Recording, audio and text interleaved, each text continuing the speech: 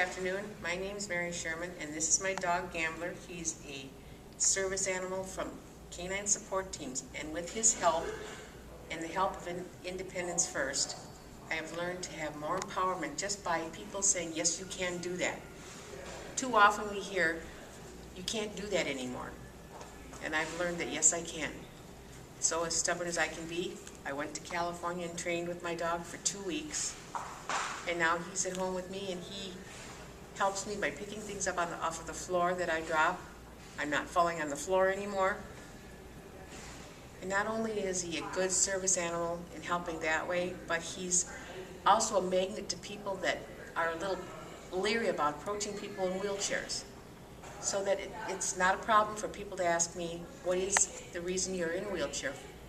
And I'm more than happy to explain that. So when you're going to talk to somebody that is in a wheelchair, most of the time they're more than willing to tell you why they are in that situation. I have a friend who's also in a wheelchair. She's a paraplegic. And when you ask her, what is the reason that you're in a wheelchair, she will usually respond with, I tell people I was in a plane crash and I'm the only survivor. In fact, what it was that she did have a spinal cord injury. My problem, I am post-stroke and post-polio. I knew I was heading towards a wheelchair eventually, but I never knew how much help my dog could be.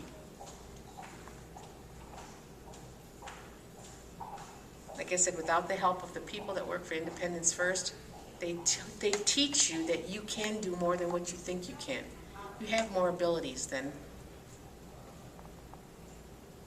what you think you have. Through their help, I've also learned that I do have a voice and I can be heard loudly if I really want to make it that way. I don't live in the Milwaukee County area, but they have satellite offices in Waukesha County, Washington County, and Ozaukee County. And I'm the resident in Big Mouth in Washington County, and I'm proud of it. We are starting an advocacy group out there of grassroots advocacy of consumers who want to try and change some things to make things more accessible for themselves. And I actually got called the pit bull of Washington County, and I took that as a compliment. So it makes a difference. Speak your mind and hold true to what you believe. You do have that right to have accessibility to parking and to stores when you want to go shopping. A lot of times all it takes is just talking to a manager of the store and say, your electric doors aren't timed right. Could you time them so that you have more gap for the wheelchairs to get in the door? Now with Gambler, he just seems to read my mind before I even ask him to do something. This morning I had to reach for my shoes and he looked at me like, what are you doing that for? I'm here.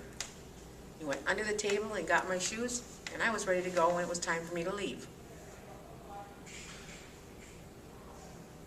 Now a lot of people think that with a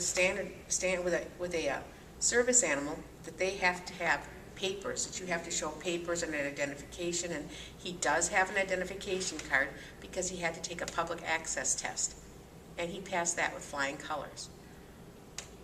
Now I was approached by a security person that said, is he a working dog? All I had to say was yes. Well, do you have papers? Yes, I do. Well, can I see them? No, you don't need to see them. By federal law, you don't have to see them. You just have to know that he is a working animal and he's performing a service for me.